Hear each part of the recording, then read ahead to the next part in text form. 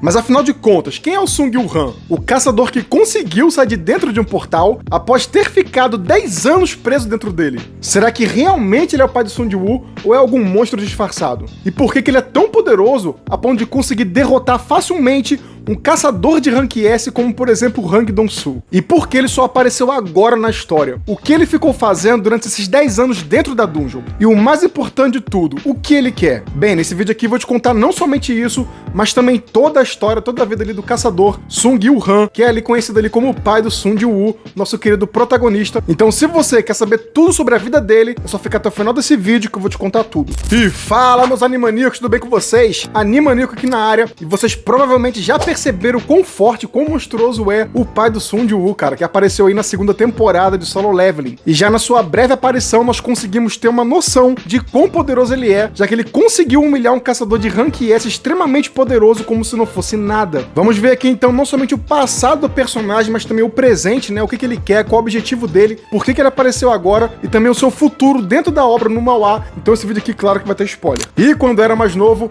o Sung Yul-han acabou se apaixonando e se casando com a senhorita Park. E o fruto do seu casamento com ela acabou lhe gerando 2 filhos, sendo o mais velho chamado de Sun Jin-woo e a caçula chamada de Jin-ha. Só que o tempo foi passando e alguns anos depois surgiram os portais e as bestas mágicas, do qual fizeram com que a humanidade tivesse contato com a mana e com os poderes mágicos pela primeira vez. A princípio, tanto a energia mágica dos portais quanto também da mana dentro do mundo humano fez com que algumas pessoas conseguissem despertar poderes e se tornassem assim caçadores. Isso porque a mana, essa energia mágica que interagia dentro dos seus corpos, lhe considerou poderes sobre-humanos e sobrenaturais. E Sung Yul-han foi justamente uma dessas pessoas que despertaram poderes, o que fez com que ele quisesse largar a sua profissão, a sua carreira como bombeiro, para se dedicar à vida de caçador, já que ele sempre se importou em salvar as pessoas. Vale lembrar que ele também se tornou um dos primeiros caçadores de Rank S dentro da Coreia, mostrando assim o tamanho da sua força. No entanto, como o sistema de classificação não existia na sua época, a sua força nunca foi oficialmente reconhecida pelo público, e ele nunca teve a chance de aproveitar os privilégios, né, que a maioria dos caçadores de Rank S possuem. E é claro que isso fez com que a sua família ficasse numa situação financeira difícil, a ponto de mais tarde, né, o Sun Jiwoo precisar trabalhar como caçador para conseguir arcar com as despesas médicas da sua mãe, que ficou doente, quanto também os estudos da sua irmã. Porque se ele tivesse conseguido trabalhar ali como caçador de Rank S por mais tempo e tivesse mais notoriedade pela Associação dos Caçadores e também lá na Coreia, ele teria conseguido ali deixar um dinheiro melhor para sua família, mesmo depois de ter sumido. Só o que acontece durante uma de suas missões dentro de uma dungeon para conseguir salvar os seus amigos, o Yul-han acabou ficando preso dentro da masmorra.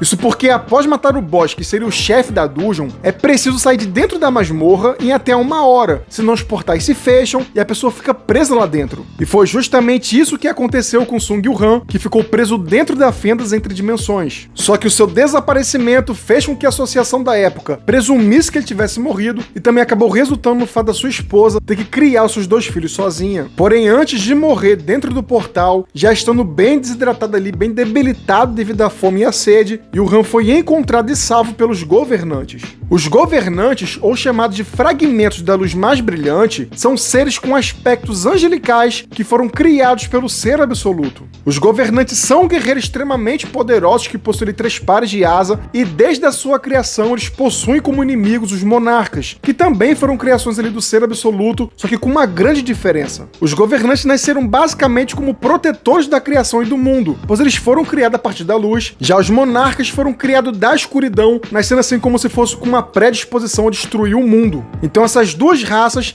elas sempre rivalizaram ali e se enfrentaram como arqui-inimigas. Isso tudo pro entretenimento do Ser Absoluto, só que eu não quero me adentrar muito na história dele. Os monarcas tinham o objetivo de destruir o mundo humano para tentarem reconstruir os seus exércitos e poderem assim lutar novamente contra os governantes. E o pior é que a destruição da humanidade já tinha acontecido algumas vezes, só que os governantes conseguiram adiar a destruição, voltando no tempo usando uma ferramenta lá criada pelo Ser Absoluto, chamada de Taça da Reencarnação.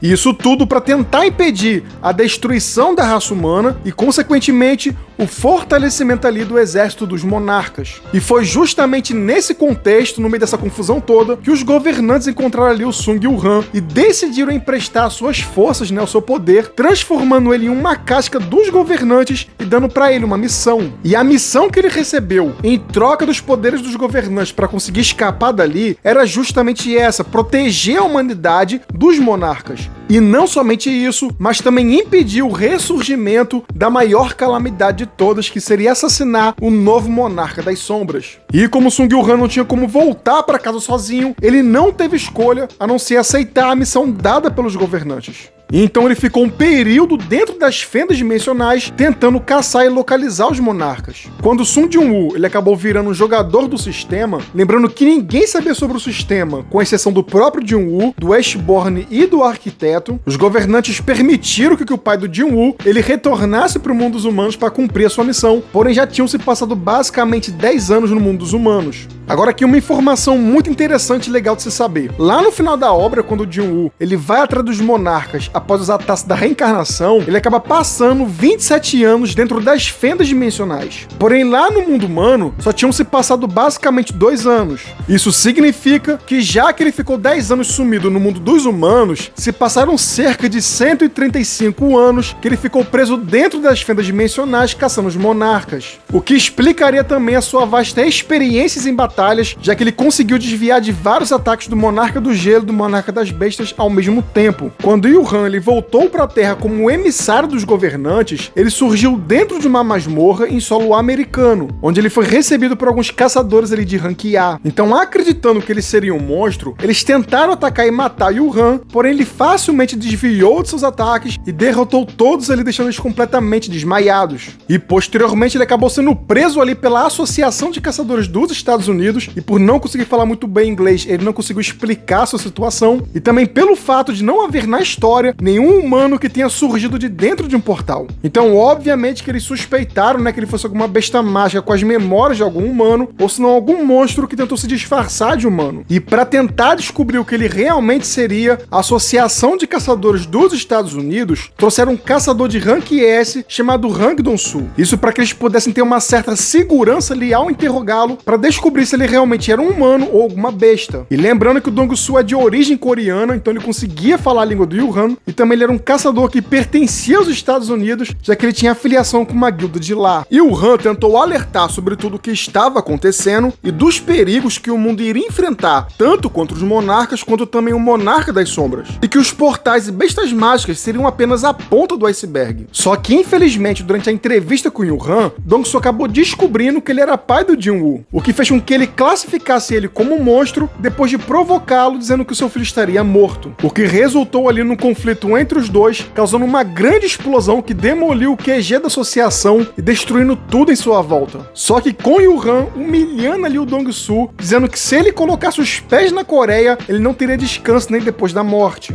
E pra quem não entendeu, ele não foi uma ameaça, mas sim um alerta para avisar dos perigos de ir pra Coreia justamente pelo ressurgimento do Monarca das Sombras. E ele vendo que não conseguiria contar com a ajuda dos outros caçadores, ele percebeu que era melhor ele cumprir a missão sozinho e ele acabou fugindo. Após fugir, como uma tentativa de conseguir atrair os monarcas para dentro da América para conseguir enfrentá-los, ele acabou deixando propositalmente como se fosse um rastro do seu poder, já que ele sabia que os monarcas estavam caçando os outros caçadores que também tinham recebido o poder dos fragmentos da luz mais brilhante, porém não tinham consciência do que estava acontecendo. Yul-han acabou conseguindo atrair o Sillard ali, que é o Monarca do Gelo, e mesmo tentando enfrentá-lo, o Sillard acabou fugindo. Os governantes então traçaram um plano onde eles abririam um portal de rank S, onde estava aprisionado o Monarca dos Gigantes Legia. Isso porque eles acreditavam que o futuro Monarca das Sombras iria tentar libertar Legia. Isso era para expor justamente a identidade do novo Monarca das Sombras para Yul-han, para que então assim ele pudesse matá-lo. Alguns dias depois que os governantes geraram um portal de rank S lá em Tóquio, Yul-han soube que o seu alvo estaria lá e viajou para o Japão para que ele pudesse finalmente completar sua missão. No entanto, para sua surpresa, ele descobriu que o novo monarca das sombras era justamente o seu filho, o Sun Jin-woo. E por causa disso, ele não conseguiria completar a sua missão, isso porque mesmo sabendo que a maior calamidade da humanidade estava dentro daquele corpo, ele não poderia matar o seu próprio filho. E a única coisa que ele poderia fazer naquele momento era observar de longe a luta do Jin-woo justamente contra o gigante do portal do Rank S.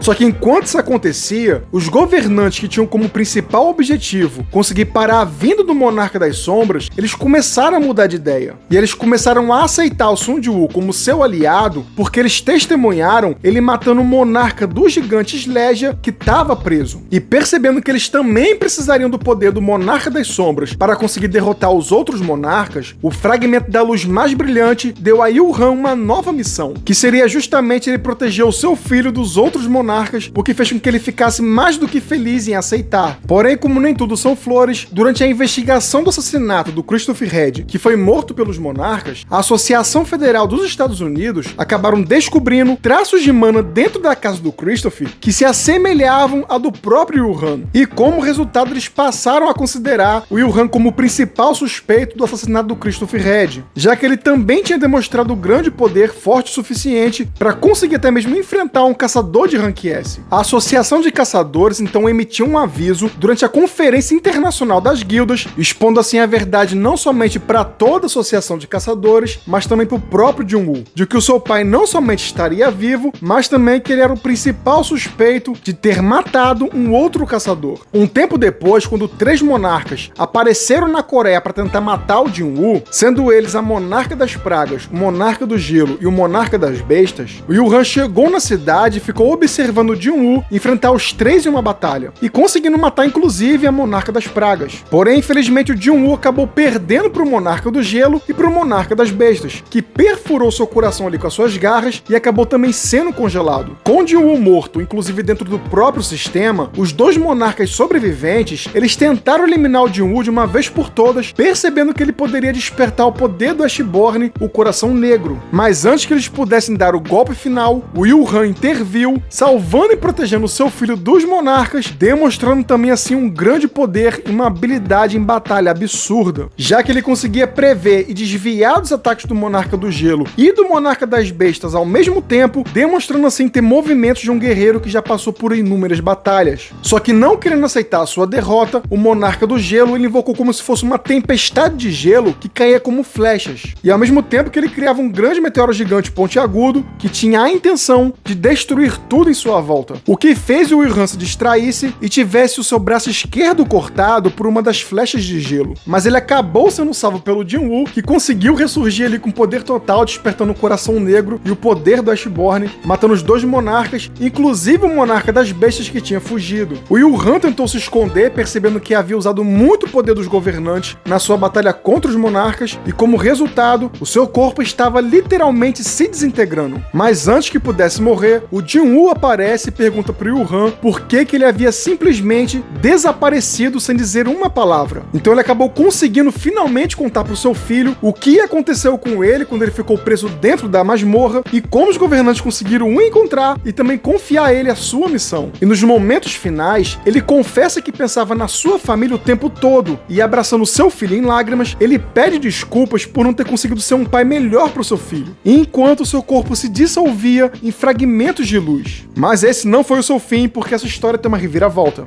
Quando Jin-woo finalmente consegue derrotar todos os monarcas, inclusive o monarca mais forte, que era o Antares, o monarca da destruição, lá que tinha o seu exército de dragões, o Jin-woo consegue convencer os governantes a usarem um cálice da reencarnação pela uma última vez, para conseguir voltar no tempo 10 anos. Possibilitando assim que o Jin-woo criasse uma nova linha do tempo, onde a humanidade nunca soubesse da existência das bestas mágicas e impedisse que os monarcas causassem o caos e a destruição na Terra. E como resultado, nessa linha do tempo, o Yu-Han nunca se tornou um caçador e continuou trabalhando ali como bombeiro para sustentar a sua família. Mas por ter sido uma das cascas dos governantes e após o Sun Jin-woo derrotar os monarcas e voltar para a Terra, ele acabou recuperando sua memória da linha do tempo original. Mas ele acabou escondendo isso do seu filho, já que o Jin-woo não queria que as pessoas se lembrassem da linha do tempo original. E posteriormente, ele acabou pedindo para os governantes apagarem a sua memória. Tudo para que ele tivesse uma vida normal com a sua família e ser um pai comum que pudesse se preocupar e cuidar do seu filho. Já que para Liu Jin-woo, não era simplesmente o monarca das sombras, mas sim o seu filho que ele tanto amava. E se você gostou desse vídeo, não esquece de se inscrever no canal para ver mais vídeos assim, curta, comenta e compartilha. Até a próxima, tamo junto, valeu e fui!